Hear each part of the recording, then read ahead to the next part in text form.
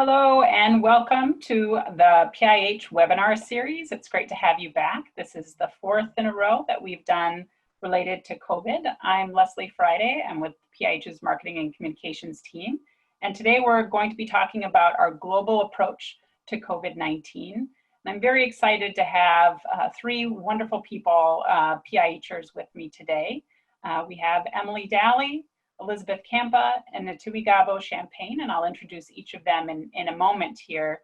I do want to just have a special message. I guess this is a moment right now that's quite difficult in the United States, and I want to just acknowledge that and say that all of us at Partners in Health are really standing in solidarity with those who are experiencing racial injustice at this time, and we are all thinking and working toward a better world. As anyone who has dialed in knows, PIH is a social justice and global health nonprofit. So social justice is at the heart of what we do, and I'm sure you will hear much more related to that in today's discussion. But welcome, and a little bit of housekeeping so you all can follow along in the best way possible. If you go up to the top on this Zoom screen, you'll see view options, and the best and easiest way to see this is the side-by-side mode. So go ahead and do that if you get a chance, and then as you move to the right side of the screen, you'll see these parallel double vertical bars, and you can move that left and right to adjust your screen and make the slides bigger or smaller just to help yourself with viewing.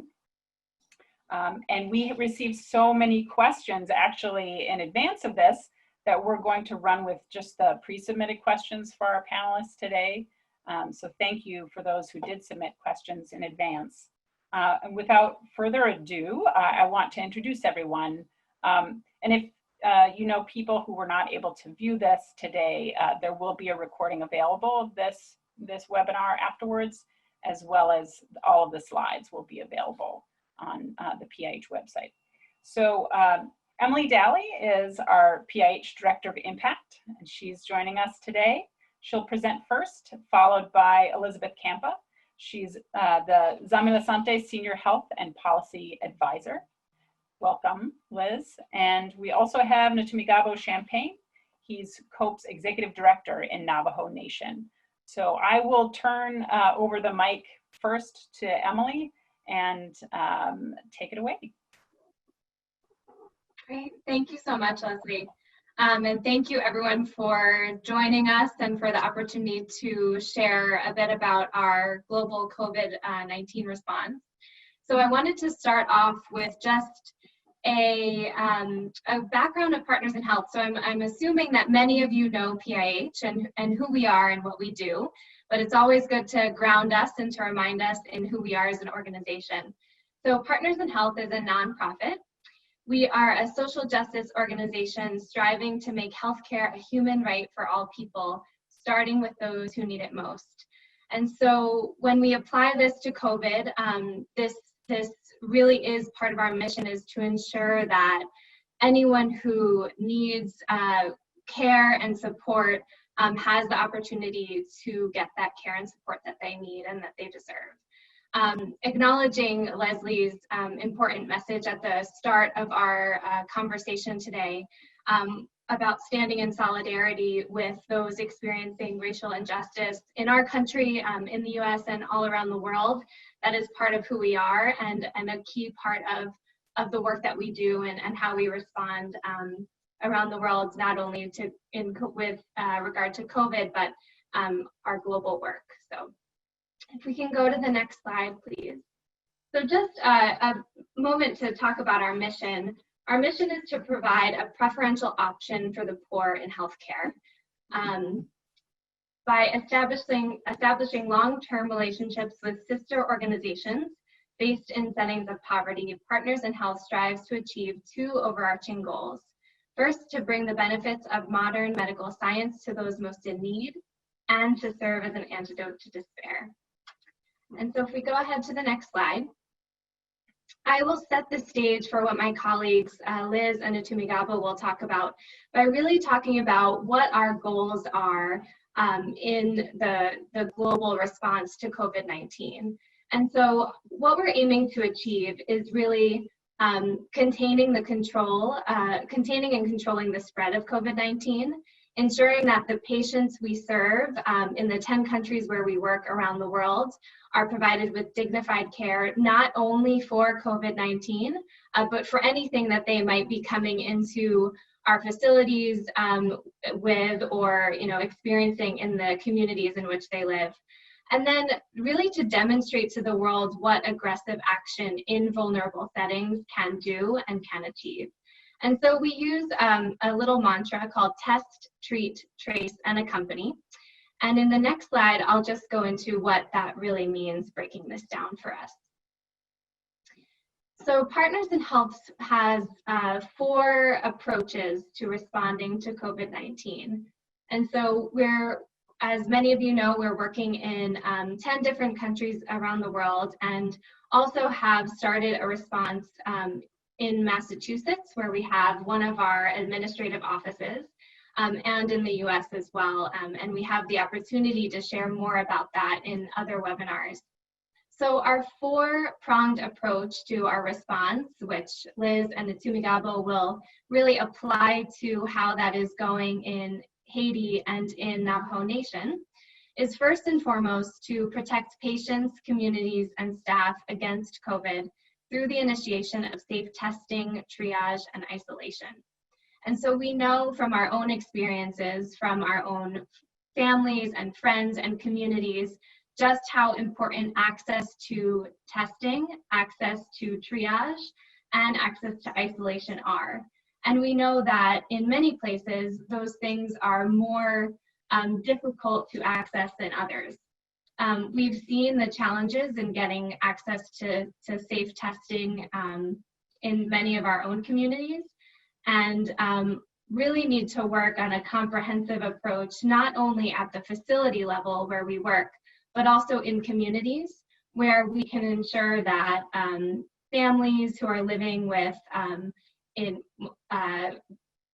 close quarters with many generations are able to safely isolate if needed. So this first pillar is really about getting the stuff that we need to our staff and to our patients to keep us safe, and providing testing as well. So our next pillar of response is to provide dignified, high quality treatment for people with COVID-19 and all patients at PIH supported facilities. So we know that there is no cure for COVID-19, and what we can do is make sure that we are getting people the high quality care and treatment that they need, whether they're experiencing symptoms of COVID-19. We have set up COVID-19 care centers in many of the facilities where we work to provide that care. And then for the people who are in Partners in Health supported facilities more generally, ensuring that they first and foremost are getting the care that they need, whether it's a broken leg or treatment for malnutrition or a prenatal care or facility-based delivery, that care continues and is provided safely. Third is about accompaniment. And so we use this word a lot at Partners in Health, and here we mean accompaniment of ministries of health and departments of health applied to the United States to support government-led responses and advocate for long-term health systems funding globally. And so really we're taking the lead in the countries where we work from the ministries of health to ensure that Partners in Health's approach is really aligned with what is needed at the ministry level. We know that the people who know what their communities need are from the communities that we serve, and really making sure that we're working closely to deliver the care and the appropriate response. And lastly, leveraging PIH's network of skilled community health workers. So PIH works with a network of more than 12,000 community health workers around the world. And in the applying that incredibly skilled and connected workforce to the COVID response is critical so that we can ensure that we're conducting contact tracing in Partners in Health catchment areas and meeting people where they are in their communities and in their homes. So if we can go to the next slide, I'll pass it over to my colleague Liz, who will take us through our response in Zanmi, Lasante, and Haiti. Thank you so much, Emily. Good afternoon, everyone.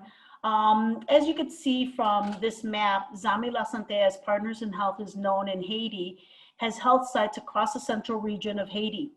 ZL is one of the largest healthcare providers with over 6,300 employees and a partner to the Ministry of Health in Haiti. Our largest facility, Hôpital Universitaire de Mirebalais, or as I'll refer to throughout this presentation, HUM, is a 300+ bed, 205,000 square foot facility where with a state-of-the-art BSL-3 lab and with over 1 million patient encounters a year. HUM was actually the first hospital to establish a COVID treatment center in Haiti and received the first COVID patients on March 19th. Since then, the team at HUM has treated dozens of COVID patients which have required medical assistance. Next slide. The timeline presented here will give you a little bit of an idea of how everything elaborated since February with our government counterparts, the Ministry of Health, and other supporters.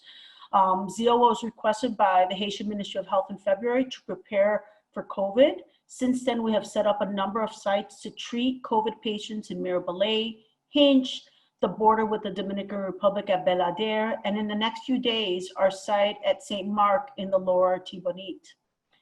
Next slide, please. When it comes to response, we are working closely with the Ministry of Health to ensure that testing, treatment, support, and other points, as Emily just mentioned, are set up and in place at all our facilities. We are also ensuring that we have sufficient PPE or protective personal equipment to protect staff, and it's continuously available for the Haitian population and to protect ourselves while we, have patients from the Haitian population. Next slide, please. As you can see from this slide, there are numbers. These are numbers of cases from just a few days ago in Haiti. While this number may seem low, the capacity for testing is limited as there is only one lab in the capital conducting the majority of tests to confirm COVID. By that I mean PCR testing. While their capacity has increased, we are also in discussions with the government of Haiti and other donors to expand our PCR testing capacity to confirm COVID cases within our own health facility network. This will increase the capacity outside of the capital for testing for COVID. Next slide, please. Listed here is a protocol that we've established for caring for patients, looking at admissions, the clinical treatment plan, quarantine, and discharge. This is being duplicated as well at all the other sites. As you can see, this is a photo of our staff from Mirebalais Hospital, HUM, and we are looking at, like with any plan, there's sometimes modifications, but this is the standard protocol for response for clinical care. I'm sure as you all know, with COVID, many people are also asymptomatic and as such do not require medical services. But when you do need medical services or care, we are here to provide that. Next slide, please. So looking at testing strategies, since the end of March, ZL PIH has been conducting testing at the border with the Dominican Republic, as well as our sites. Any positive rapid tests that we receive are then referred to the national lab, which is again the only lab in the country conducting PCR right now in its capacity to confirm the presence of COVID through PCR testing. Next slide, please. For PPE management, you could all imagine that without personal protective equipment, none of this would actually be possible. Our team has worked diligently to ensure that staff is trained in the correct use of PPE and preserve and recycle PPE, as it is challenging to procure PPE and bring it into Haiti. It's really amazing how the Haitian community has also come together We have been working with local business owners in the design and development of reusable masks that are produced in mass quantities, and making sure that these are available for individuals throughout Haiti. Next slide, please. Moving forward and looking at the challenges, there's always going to be challenges. I mean, we know that. Here you have a photo on the right of our team meeting at the border crossing at the Dominican Republic at Balader, and looking at the, the influx of Haitians coming over from the border.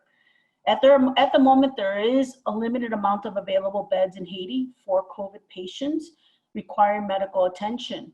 While ZEO was the first to set up treatment in, a treatment unit in Mirabelais, since then, additional partners in the Southwest, in Port-au-Prince, and the Artibonite have also set up COVID units. We are in close communication with many of these partners, and because we are all in this together. But as you can imagine, 300 or 400 beds or even 500 beds is not enough for a population of over 11 million people in Haiti. There have been challenges as well on the subject of rapid testing. And while we know that the rapid testing is changing, becoming more accurate, in a country where we have extremely limited access to PCR testing, we have a moral obligation to test the population and understand how the virus has spread in order to prevent further spreading. There's great concern as well as the amount of detainees from the United States that have been sent back to Haiti that are positive, as well as the number of Haitians, as I mentioned earlier, crossing over from the Dominican Republic over the last few months, well over 11 or 12,000. We are doing our best to work with the Haitian government, UN agencies, to ensure that these individuals crossing into Haiti that are symptomatic receive testing and care. Next slide, please. I think one of the real challenges here is, looking at communications. Rumors abound on what COVID is, how it spreads, how it is cured.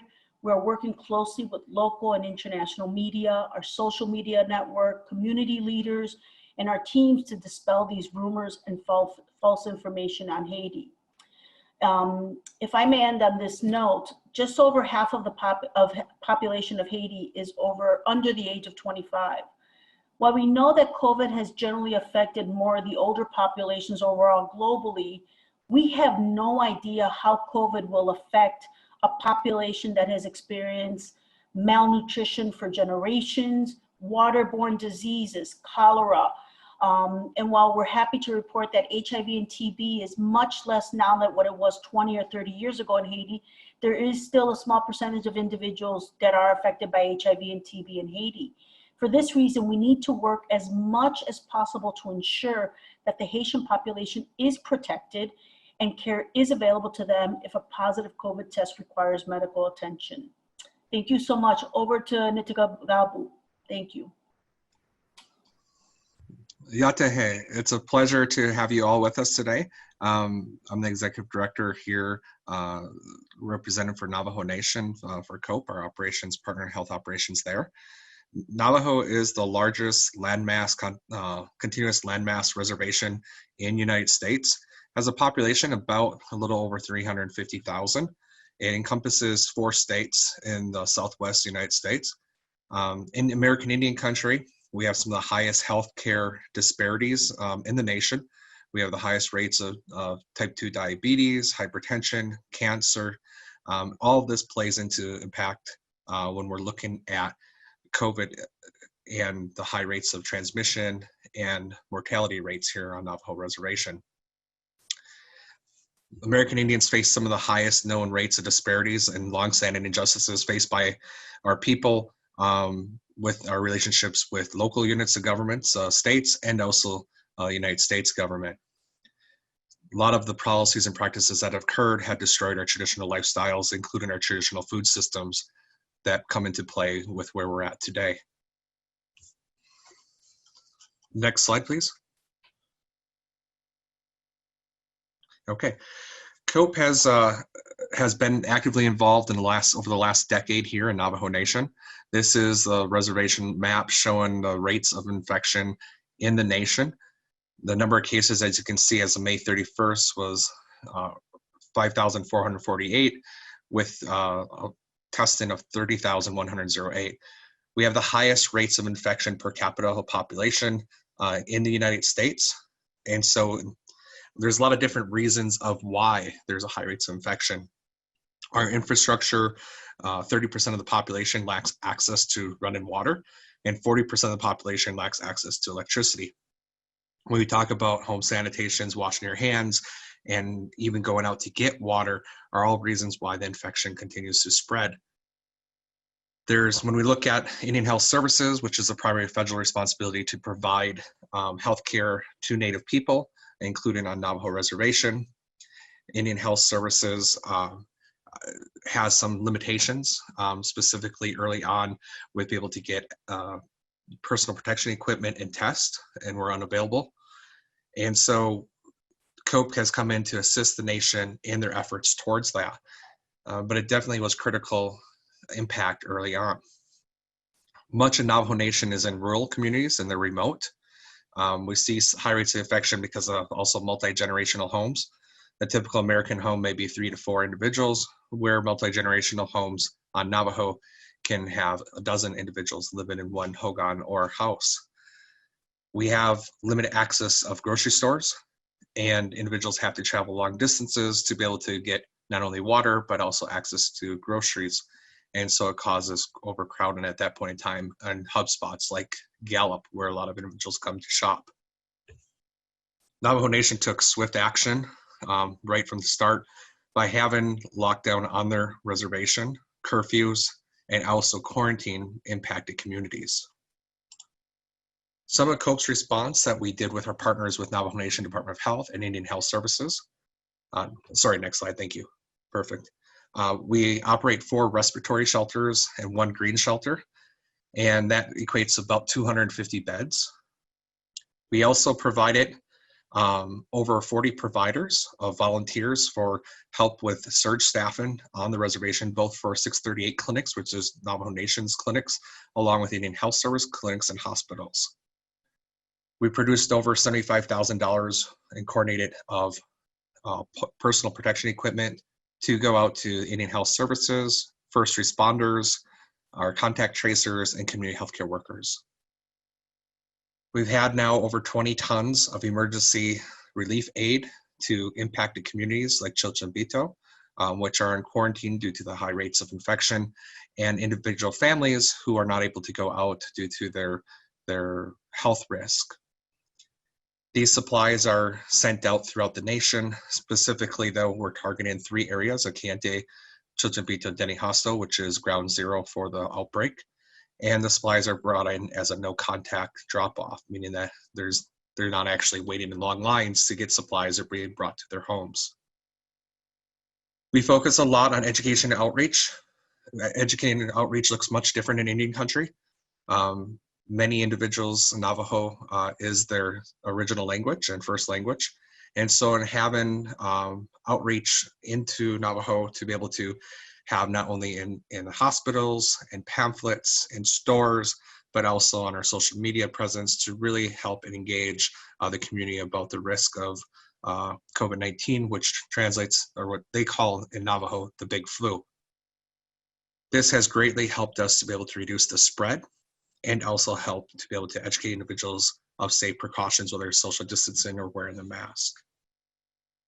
Next slide, please. What I'm showing here is to give you an idea of the vastness of Navajo Nation. It is very rural and remote, as you can see in the one that is actually a community chapter water well. Another picture is of a hogan, and you can see that there's vast areas of openness. And you think, how would this equate to high rates of infection? When the pocket communities, when one gets infected, it goes to the generational housing. When you gather at the water well, it can be passed through there, or whether you're gathering for groceries. And so actually the ruralness is one of the major barriers to getting that under control. Next slide, please. Here's our team here in Gallup. We focused on the homeless and unsheltered population and transient population, because we knew from others as that population is of the highest risk, they have the highest health disparities, And we knew also that if they were to become infected, it could spread to general populace. When we worked with it, we operate the 4 respiratory shelters and green shelter, where our teams went out and did screenings on a daily basis, did outreach and community engagement, and eventually individuals going into our respiratory shelters where they can safely quarantine and receive 24/7 medical access and behavioral health access services. So that's just a few of our pictures of our teams who are doing that work. Next slide, please. We talked a little bit about our emergency relief aid delivery. We have a lot of different avenues through that. We have semi-trucks that deliver up into Chilton, Beatwell, Denny-Hostel, Kayente region, and you see teams there assisting with that. But we also partner with many organizations, including organizations that fly in emergency relief aid. And so you see some of the pictures of the planes where our teams are unloading that. We focus on communities, community members, first responders, community healthcare workers, individuals that typically would not receive some of the aid directly through the government, but they are still in high-risk populations. A recent article came out for law enforcement that they had 30% of law enforcement on Navajo Nation tested positive for COVID-19. And they equated not having the PPEs and the resources to make sure that they weren't getting infected. And so we worked with them to deliver aid to the nation on that as well. Next slide, please.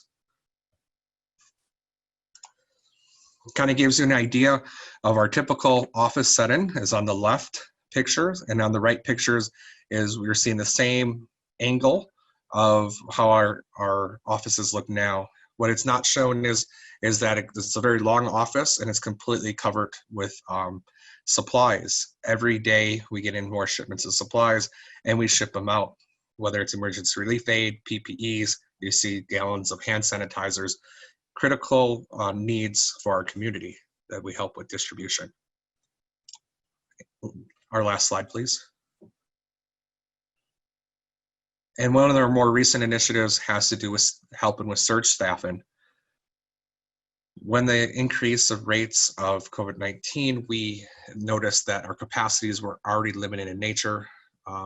Positions were left open or vacant long before this pandemic, and it only exacerbated the situation.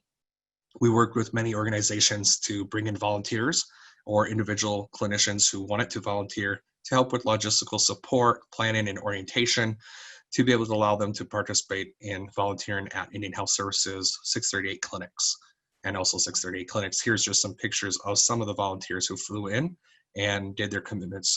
We actively still look for volunteers in the medical fields, any healthcare workers, and we ask for a minimal of 2-week commitment. Thank you. This has been great. Thank you to Emily and Liz and Nitumigaabow, and that concludes the presentation part, but we have some really great questions lined up, and I see some pouring in through the chat too. So I'll try to equally distribute the questions here that we have on hand.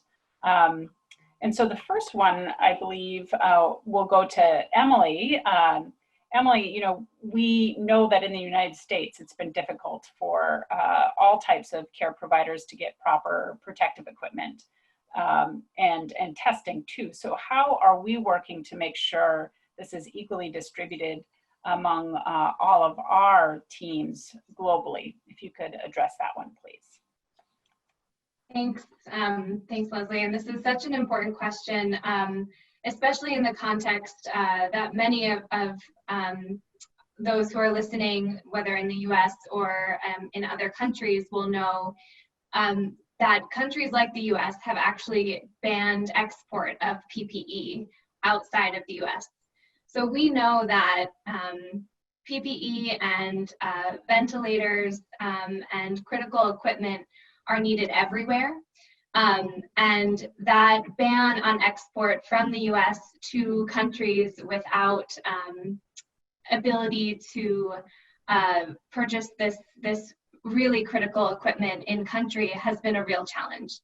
And so I think for Partners in Health, we started very early on in the epidemic, back in January, to really plan ahead. You know, we knew that COVID-19 was going to become a reality in many of the places we worked. And so early on, planning for getting shipments of PPE to the places where we work and to the places that we knew would need them in advance. Shipments, as I'm sure many of you know, also are challenging, especially in a time when flight paths, flight patterns that we normally rely on to get this stuff where it's needed are very different. And many of the airports in many of the countries where we work have very limited access to flights going in. And so that has been a real challenge. And our supply chain teams all over the world are working day in and day out to make sure we're getting that critical equipment where it's needed.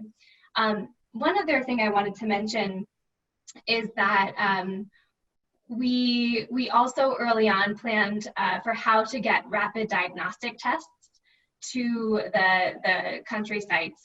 There was a question I saw come in the chat about the limited testing capacity.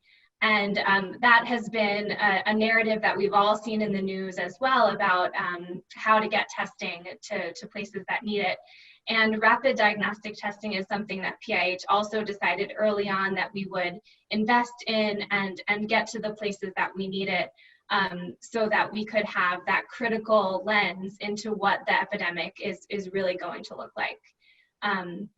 So I hope that starts to answer that question, Leslie, and I don't know if my colleagues have additional information to share. Thanks so much for that, Emily, and apologies. Leslie dropped off and is trying to get back on now, so I'll try to stand in for her while she's out. Liz, we have a question for you. The question came in countries with inadequate health and sanitation, I fear the lockdown will cause starvation and rioting and not necessarily buy enough time to make the public health system's improvements needed to mitigate the pandemic. How do we balance these and what's important? I think it's a very good question. Thank you, Heather. I think the best way that I could answer this is, having been in Haiti and worked in Haiti for the last 8 years, we know, and being from the United States, we know that social distancing is something really that only certain socioeconomic groups can do. I could work from my home here in Boston. I have no issues. I can have my food delivered. But in a place like Haiti or in Kinshasa or so many places around the world, you know, where social distancing is impossible, many people live in small spaces, I don't think I could emphasize enough the use of masks. There's a growing body of evidence showing that even individuals using masks within the household, particularly in multi-generational households, could help stop or prevent or slow down the spread of the virus. One thing that I have always promoted, and amongst PIHs, I'm often known as the water and sanitation woman, is the importance of washing your hands with soap. And that's easier said than done. People want to wash their hands with soap and water. But when you have a choice between purchasing rice for your family in a country like Haiti, where between inflation and the devaluating currency, the gourd, you may need to have a choice. You're going to buy the rice instead of the soap. So, you know, we have to look at these elements as well at the extreme providence around the world. But having access to clean water and having access to soap to be able to wash your hands is incredibly important. Now more than ever, we need to try to support these communities in advancing or improving water and sanitation access. If nothing else, distributing soap, a lot like what we did during the cholera outbreaks in Haiti over the last 10 years. Whenever we saw an outbreak or we saw, you know, a cluster of cholera, we made sure to disinfect wherever possible, to work with the community through the community health workers and the teams to ensure that they had soap and water, and to make sure they understood about transmission. Because coronavirus is so invisible in that sense, we know that, again, based on the growing body of evidence, that as much as 1/3 of individuals may be spreading this asymptomatically. Wearing masks and understanding really how the virus is spread is most important, in getting the information out there to individuals, either, you know, in pictographs or in picture form for illiterate populations, or via the cell phones, etc., to make sure that they know the truths. I'm not sure, hopefully that answers your question. That's great. Thank you, Liz. Sorry, I cut out for a second, but I'm back again. And this next question I'd like to direct to Nitumigaabow, who I forgot to mention, he doesn't have his video on right now because of the internet connection, frankly. And so, you know, pulling too much power, so to speak, from the grid for video is just not possible. So he is joining us just with his audio. But to that point, Nitumigaabow, you know, how is, you know, how are you improving the internet connections for remote areas on Navajo? And, you know, how is that connectivity a problem for you during this entire pandemic response? So infrastructure on many reservations and Indian communities, it can be limited. Here in Navajo Nation, as I mentioned before, 30% are without water, 40% without electricity. And so internet connectivity is centralized mainly in just towns or cities on the reservation, and it's limited in nature. Even now with many volunteers coming in, it's over, the consumption is too high and the grid can't handle it for the internet aspect. Navajo received $600 million through the CARES Act. They are looking at infrastructure needs, but unfortunately the federal government placed the deadline of December 31st. As you know, infrastructure projects take a considerable amount of time and to be able to get easements and lay in the infrastructure. And so having a deadline December 31st to build up on the infrastructure is unrealistic by the federal government. So that is a huge barrier that they face. Estimate costs to be able to have water infrastructure throughout the reservation, just in the towns, is $750 million to do that. When we talk about broadband technology, which is also being considered, and to get out to the main towns, that's a considerable price tag as well. And so while 600 million sounds like a lot, the time frame to spend it is a big barrier, which then directly impacts our infrastructure in many different ways outside of just internet. Great, thank you. And I also see that you've responded to some folks' questions in the chat, which is excellent. There were a number that rolled in specifically related to Navajo. Another question, Liz, for you, I think is, you know, what is the UN doing or talking about in regards to COVID-19 response? I know you very much, part of your job is working with our partners there. So if you don't mind addressing that question. So I'm really happy and really proud at the advances in the relationship that Partners in Health Zanmi Lasante has in Haiti with our UN partners, particularly WHO, PAHO, and UNOPS, as well as UNHCR. Now, those agencies all work on different areas. WHO, PAHO, obviously more on the health side, testing, etc. We're working very close with them, and as well as IOM. IOM works more like on the movement of populations.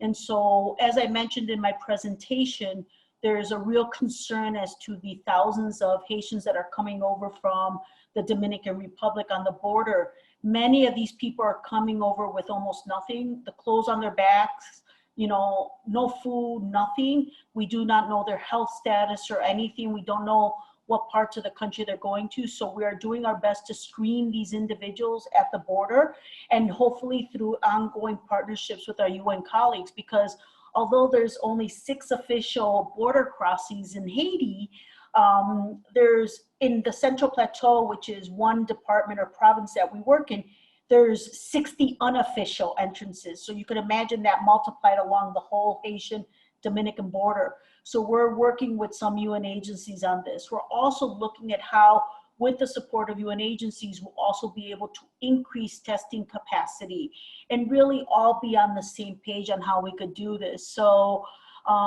many people will say, oh, the UN is really, really slow, or the UN does things at very high levels. We have a very good relationship with our partners with the UN in Haiti, and we know that moving forward, because this is not something that's going to end tomorrow or during the summer or the end of this fiscal year. It's something that we need to develop going forward, and it's so far very positive.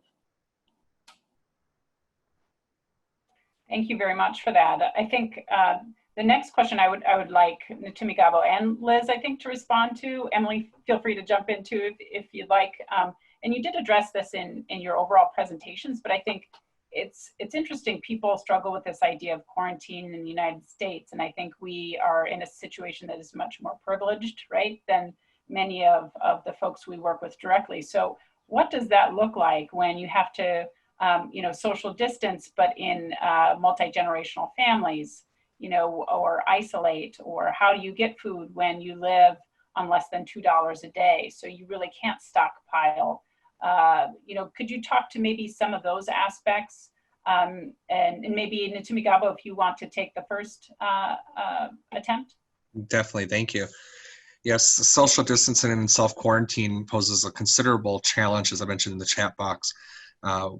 We live in multi-generational housing, meaning that could be a dozen people in one hogan or family house. And then you have multiple family houses next to it. So we have large extended families that make up a family compound.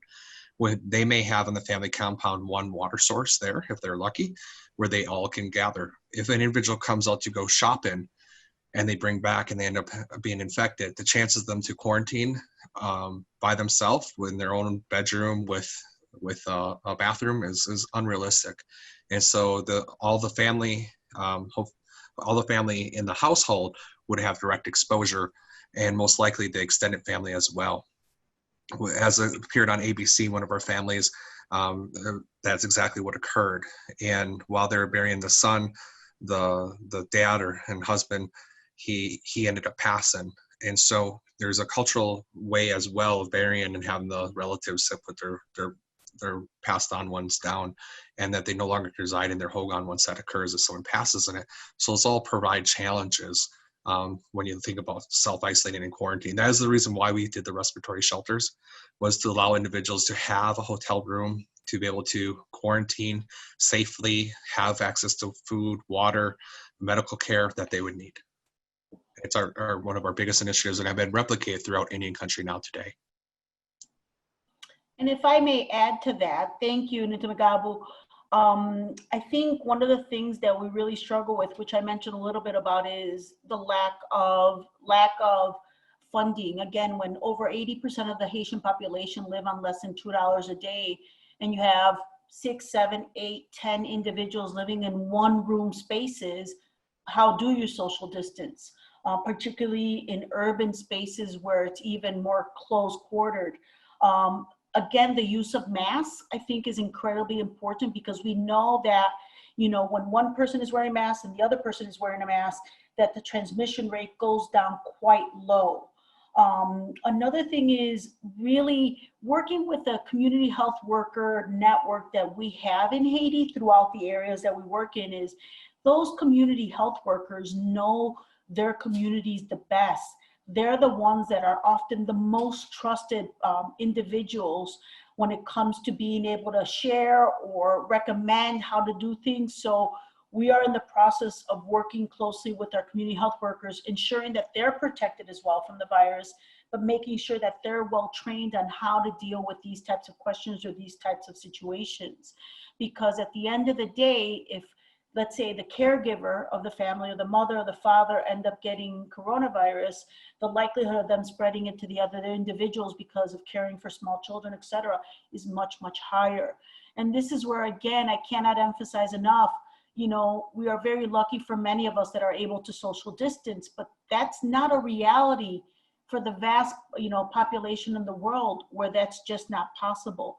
So we have to really, we have to pray that, this will get better. But in the meantime, try to outfit these individuals or the poorest of the poor with masks and or kits to be able to say, okay, well, we'll wash our hands, we'll make sure that they have access to water, etc. With our populations that we work with very closely for HIV/AIDS and tuberculosis, one of the things that we're working on is ensuring that we could get them food packages to make sure that they don't have to go out into the markets that are very, very crowded to get food themselves, and hopefully mitigating some of the transmission there. And if I can add one addition to that, thanks Liz, and thanks Nitumigaabow.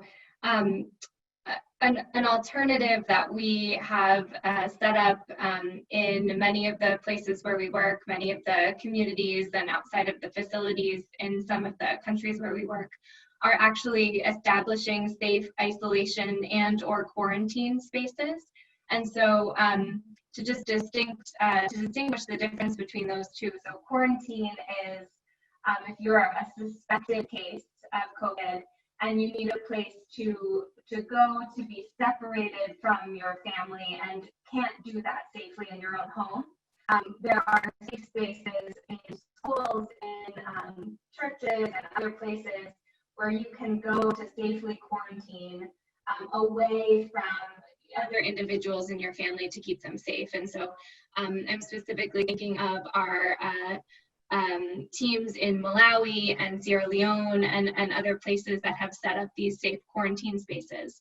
And then in addition, if you think about isolation, so if you are confirmed with a case of COVID and you have had a positive test, you can be asked to isolate away from your family and to keep them safe as well.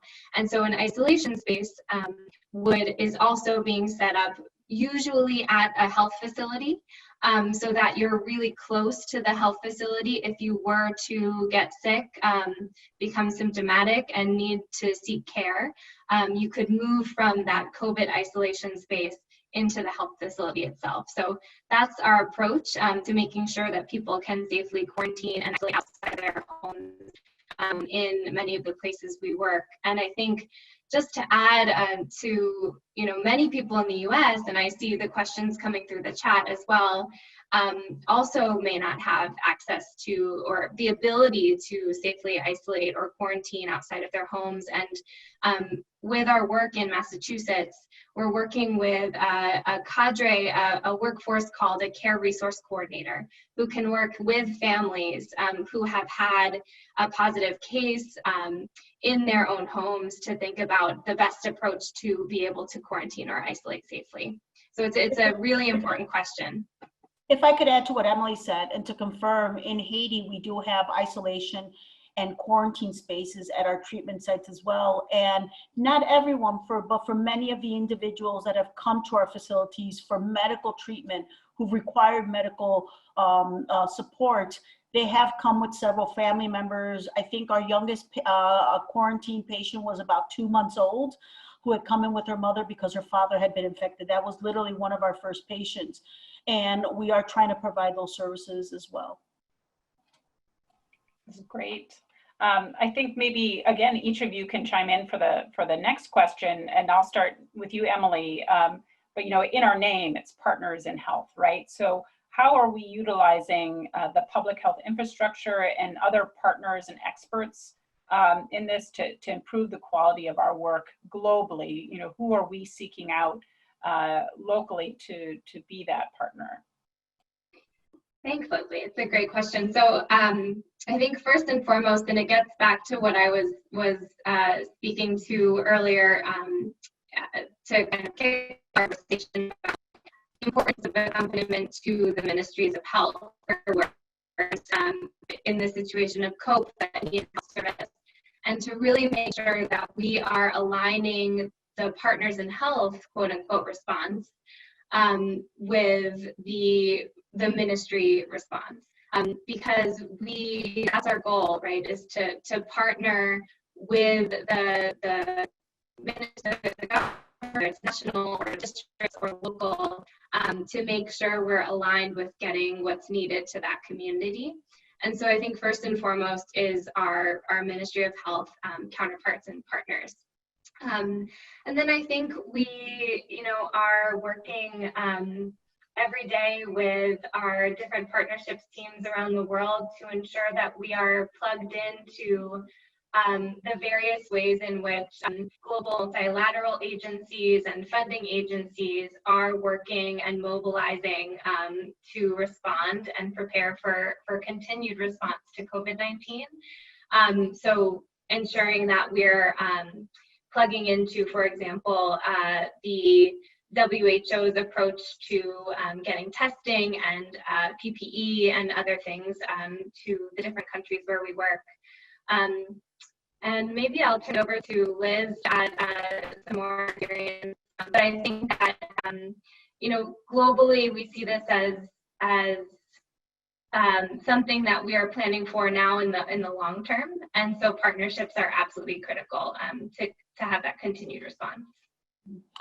If I may add to what Emily said, this isn't a competition. This isn't about who gets the most money or who has the most beds. I mean, I'm speaking here for Haiti, but I'm sure I speak for all of us at Partners in Health, is that, in my humble opinion, this is about what our colleagues with Médecins Sans Frontières, Doctors Without Borders, what we might be able to do and help with them in Port-au-Prince, or with St. Boniface down in the South, or with other partners. Today, I found out that one of the partners in Haiti who had set up a COVID unit not far from some of our treatment facilities, there was an accident where a tree fell on one of the units. Thankfully, everyone's okay, but they may have to move those patients over somewhere. We worked very quickly to ensure that that partner knew that they could move them over to one of our sites, that we have space. So again, it's about knowing that we have greater strength, even like with what's happening right now in the United States, we have greater strength together than apart. And at the end of the day, whether our partners are other non-governmental organizations in Haiti, our community health workers, our friends and family here in the United States, or globally, the bilaterals, the WHOs, the UN agencies, at the end of the day, if we come together to do this, there is more chance that we'll be able to fight this and win this battle. Nitumigaabow, did you want to mention anything specifically about how you in the Navajo Nation are partnering with local government officials or other organizations? Definitely. We have long-standing partnerships and MOUs with Navajo Nation as the tribe, as a sovereign, and also their Department of Health and our community healthcare workers, which are the field workers that are going into the field and work with families. We also have long-standing partnership MOU with Indian Health Services. But besides that, all the initiatives that we do, we work with local organizations such as, throughout the country and national ones, and they say, how can we help in this time of need? And we collaborate, whether it's bringing in volunteers, bringing in supplies, PPEs, addressing water issues, or even looking at policy improvement. Those are all areas where we look to partners for their expertise and guidance and to collaborate together. And we act as a communication hub to connect the nation and Indian Health Services with many, many different partners that they would not have had access to. And also that their system doesn't allow for maybe the volunteers to come into easily. So those are different ways that we partner. We're open to partnering with any organization. So when you're thinking about this and you're going back, you may not have an idea of like, how could I help? It could be something small, like we had a donor, grandmas make up 500 teddy bears for children who are in our respiratory shelters. That's such a small initiative, but it's such a meaningful one to the child who's displaced from their home. And so there's always something you can do. And, writing a check is one way, but a better way is to say, how can we help partner? And that's why our name is facilitated as Partners in Health. And we do this not alone, but together. That's perfect. And I think that's a really great segue to our last question, which is, people's desire here, even in the comment section, I'm seeing this desire to help. How can we help remotely? What are volunteer opportunities that we can take part in, right now? And Nitumigaabow, you spoke most recently about that. I think even in your presentation, you spoke to how people, if they are clinicians, can help out. But if you don't mind maybe taking that first, and I'd love for other folks, Emily and Liz, to chime in too. I think, that's exactly what we were just mentioning was, how can you help? We are actively looking for any healthcare providers to be able to dedicate 2 weeks to a month of service during our surge staffing. It could be your connections. I see it in the chat box, religious organizations. A lot of times those are individuals who on the airplane that you've seen came from religious organizations who gathered up in their home community supplies. It could be hand sanitizer. It could be toilet paper. It could be any type of things that they wanted to donate to go on distribution.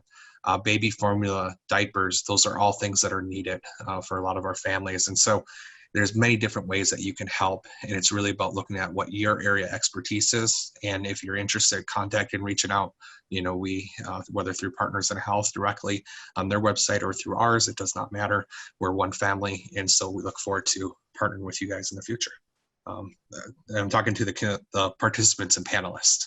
if you're one of the organizations represented. And thank you, Nitumigaabow. I'll add to that is we could all say a prayer that, you know, this ends sooner than later, but also funding is incredibly important. If you could donate to Partners in Health. This is, I believe, the first time in our history, or in the history of, at least that I know for most organizations globally, where we have something affecting each and every one of our sites.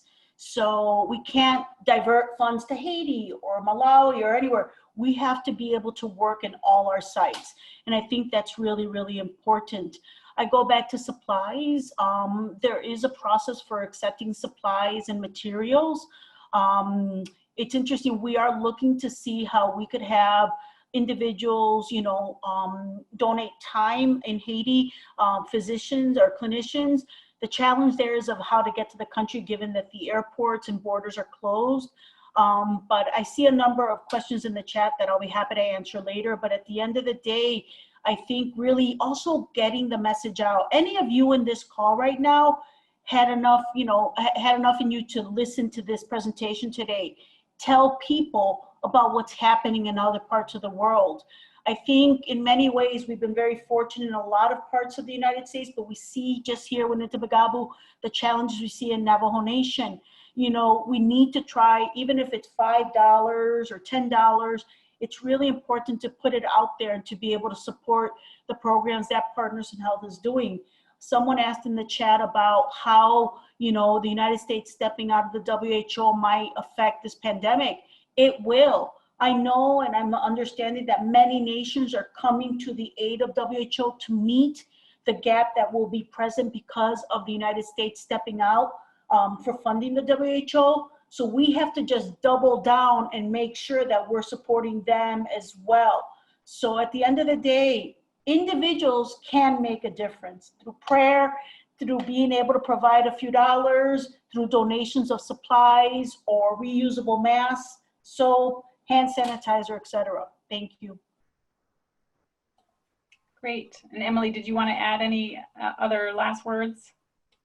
No, I think I'll just say, in addition to that, I think really keeping informed as you're all doing, because this is, as Liz and as Nitumigaabow had said, this is really such a unique moment in where this is affecting all of us, and will continue to. And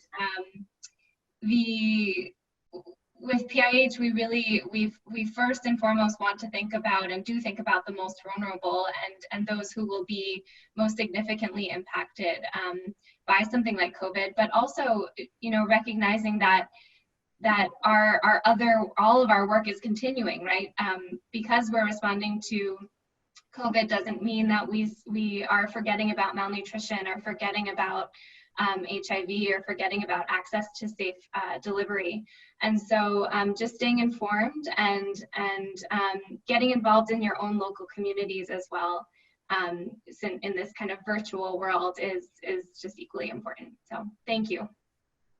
Great. Well, I want to thank all of the panelists here, Emily, Liz, Nitumigaabow. It's really been great. I always learn something new when I speak with all of you. And I hope this has been enjoyable for everyone watching and listening.